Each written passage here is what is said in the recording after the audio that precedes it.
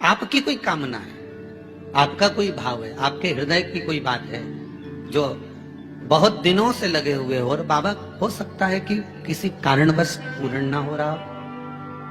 कई लोग कह भी देते हैं गुरुदेव, कोई कोई कहते हैं, जैसे आज कोई कह रही थी बच्ची की मैंने शिव महापुराण में पशुपति व्रत सुना और उसको करा, उसका लाभ मुझे मिला,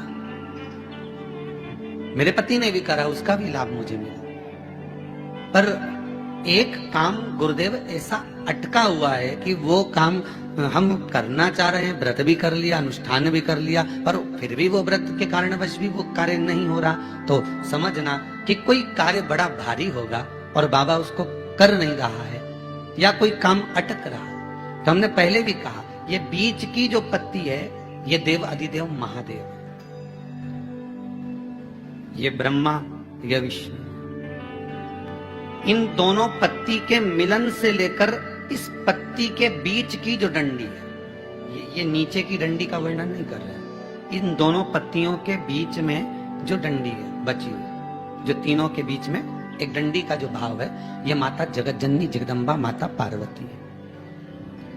इस डंडी के नीचे का जितना भाग है ये 33 कोटि देवताओं को दर्शाता है। बेलपत्र के पिछले वर्ष की श्रावण की कथा यदि आप निकालेंगे और उसको पेज पर जाकर आप सुनेंगे तो आपको प्राप्त होगा कि उसमें भी कहा था कि जब आप पशुपति व्रत कर रहे हो या कोई नियम धारण कर रहे हो या कोई आपने नियम उठा रखा है और वो कार्य आपका हो ही नहीं रहा, आपने 2 बार पशुपति व्रत कर लिए, आपने ये कर लिया, आपने प्रदोष कर लिया, आपने सोमवार कर लिया, आपने सारे अनुष्ठान कर लिए, बहुत सारे उपाय भी करे, तो भी नहीं हो रहा है, तो इस बीच वाली पत्ती पर शहद लगाकर बाबा का जो शिवलिंग है उस शिवलिंग को इसको छुआ दीजिए या उससे चिपका दीजिए और उस पर अपनी हथेली रखकर कामना कर कर वापिस घर को आ जाइए। बाबा आपकी वो मुराद शीघ्र 3 महीने के अंदर पूरा कर ही देता है। ये मतलब हम शिव के करीब, देखिए शंकर भगवान की तप साधना में कामदेव पर दृष्टि कब पड़ी? जब कामदेव ने तीक्ष्ण बाण छोड़ा और वो बाण जो छोड़ा गया वो कहां लगा?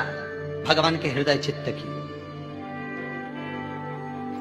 वो बाण कहां लगा है? भगवान के हृदय की ओर, भगवान के हृदय की ओर पहुंचा, लग नहीं पाया था, भगवान के हृदय की ओर जाकर सम्मुख में खड़ा हो गया। एक बेलपत्री में पशुपति अस्त्र का बल है महाराज। किसमें? एक बेलपत्री में पशुपति अस्त्र का बल है। और आपको मालूम होगा कि पशुपति अस्त्र केवल कुछ ही के पास में थे। एक मेरे राघव जी के पास, राम जी के पास था, एक मेरे कृष्ण के पास था, एक भगवान विष्णु के पास था, एक परशुराम भगवान के